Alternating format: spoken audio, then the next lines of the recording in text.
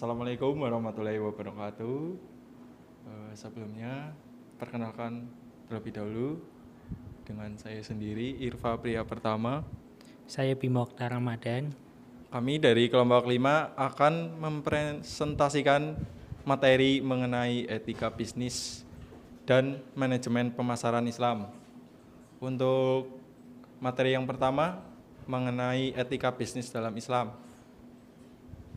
Etika bisnis dalam Islam itu sendiri yaitu suatu prinsip moral dan nilai-nilai yang didasarkan pada ajaran Al-Quran dan hadis yang menjadi pedoman dalam menjalankan aktivitas bisnis. Etika ini mengatur perilaku individu maupun organisasi agar sesuai dengan nilai-nilai Islam seperti kejujuran, keadilan, transparansi, dan tanggung jawab.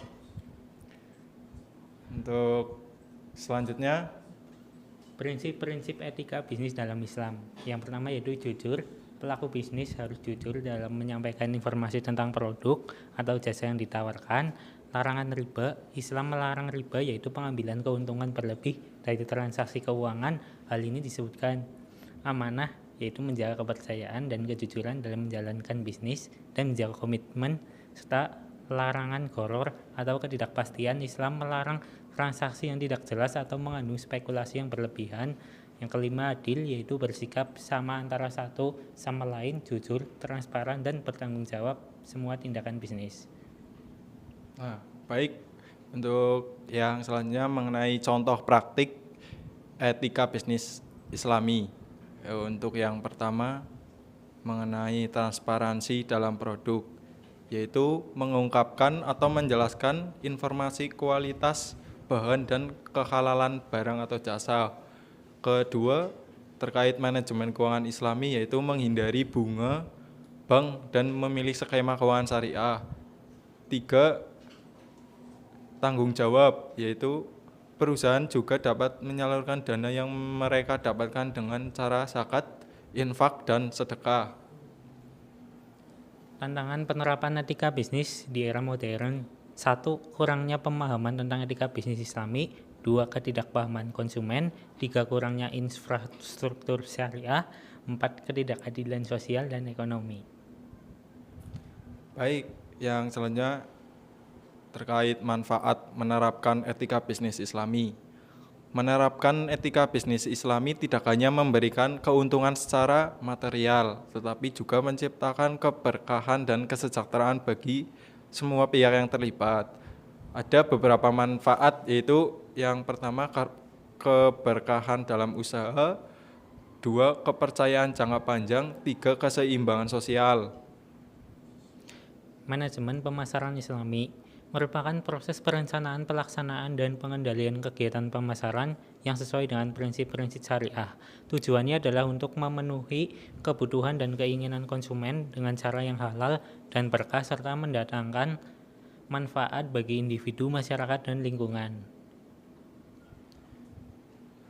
Baik, yang selanjutnya mengenai tujuan manajemen Islami. Ada yang pertama, memenuhi kebutuhan konsumen dengan produk halal dan berkualitas atau thoyyib. 2. Mendapatkan keuntungan yang halal dan berkah. 3. Menciptakan keseimbangan antara tujuan bisnis dan tanggung jawab sosial. 4. Mencari ridho Allah Subhanahu wa Ta'ala dalam setiap aktivitas pemasaran. Selanjutnya ada perbedaan pemasaran konvensional dari aspek, yaitu tujuannya menguntungkan material semata dari pemasaran konvensional, dan pemasaran Islami, keuntungan dan keberkahan. Yang kedua, aspek produk. Pemasaran konvensional tidak terbatas pada halal dan thoyyib. Pemasaran Islam wajib halal dan thoyyib. Yang aspek yang ketiga yaitu etika bisnis. Pemasaran konvensional tidak selalu menjadi prioritas. Pemasaran sangat Islam. Akan tangannya. Ulang lah kan, Dur. Sumpah apa? Yang kan dipotong. Oh iya. Perbedaan. Udah kok.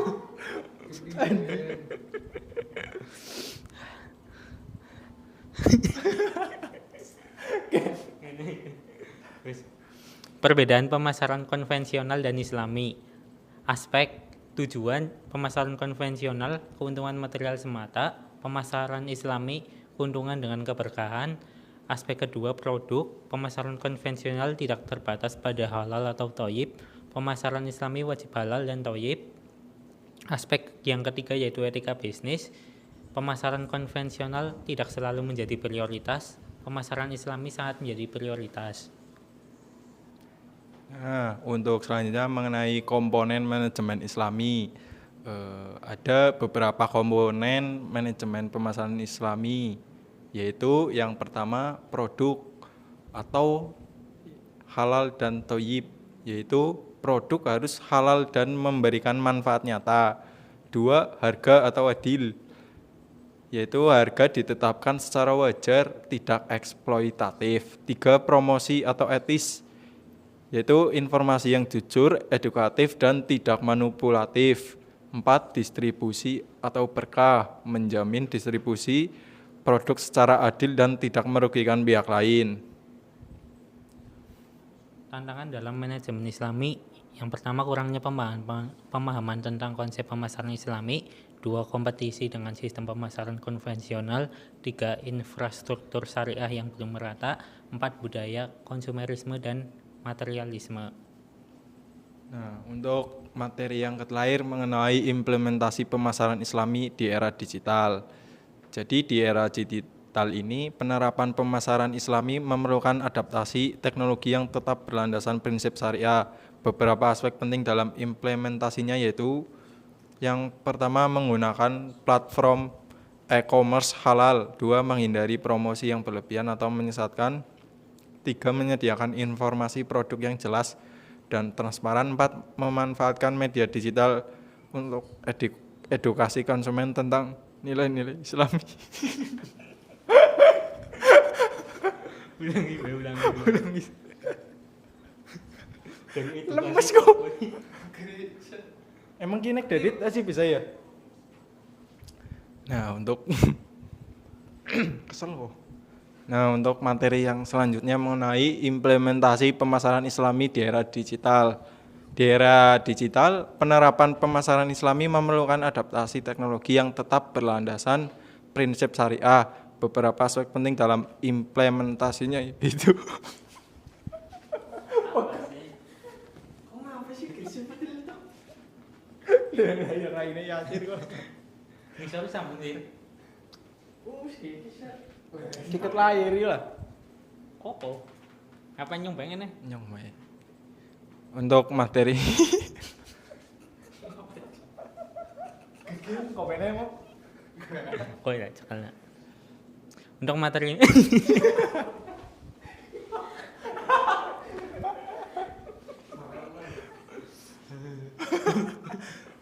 Jadi padahal orang lucu ya. tapi 5 menit, Cok. Untuk materi yang terakhir mengenai implementasi pemasaran Islami di era digital. Di era digital penerapan gila.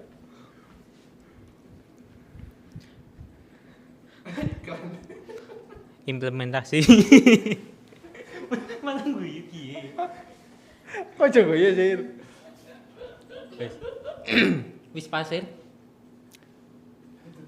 Untuk materi yang terakhir mengenai implementasi pemasaran Islami. Pak Hermin angel banget ya. Kali. Pola. Implementasi.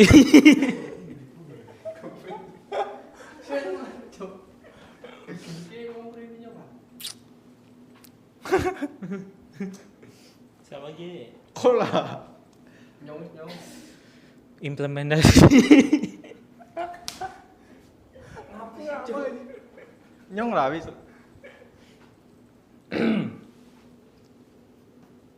Duh, kok jenguk iya. Untuk napa? Sing bener ya coba doan. Nah, untuk materi yang terakhir mengenai implementasi pemasaran Islami di era lah. Kira mungkin apa? Oh, kira usah. Wis kira usah ya.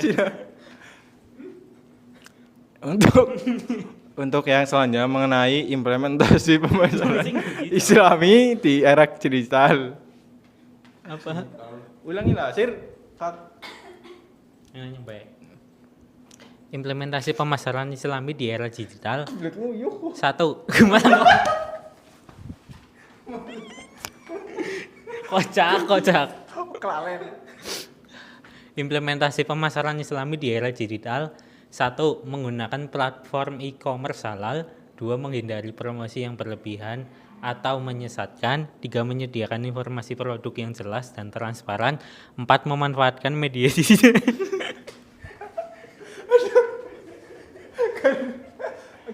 Gari rambungnya itu.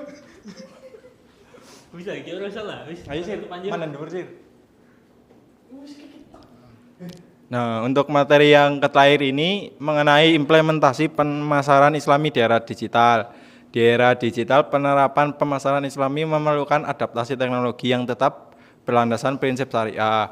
Ada beberapa aspek penting dalam implementasinya, yaitu yang pertama menggunakan platform e-commerce halal, 2 menghindari promosi yang berlebihan atau menyesatkan, 3 menyediakan informasi.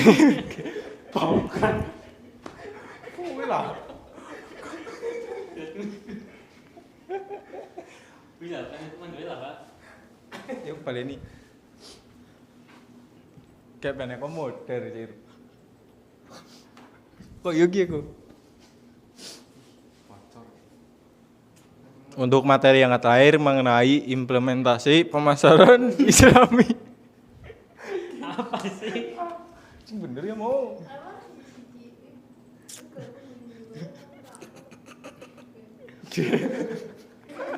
Aku koplik gitu. Ya, untuk materi yang terakhir mengenai implementasi pemasaran Islami di era digital, penerapan pemasaran Islami memerlukan adaptasi teknologi yang tetap berlandaskan prinsip syariah. Beberapa aspek penting dalam implementasinya yaitu yang pertama menggunakan platform e-commerce halal. 2. Menghindari promosi yang berlebihan atau menyesatkan. 3. Menyediakan informasi produk yang jelas dan transparan. 4. Memanfaatkan media digital untuk edukasi konsumen tentang nilai-nilai Islami. Sekian presentasi dari kelompok 5. Saya Irfa. Saya Bimo. Terima kasih. Sekian. Wassalamualaikum warahmatullahi wabarakatuh. Bisa gori materi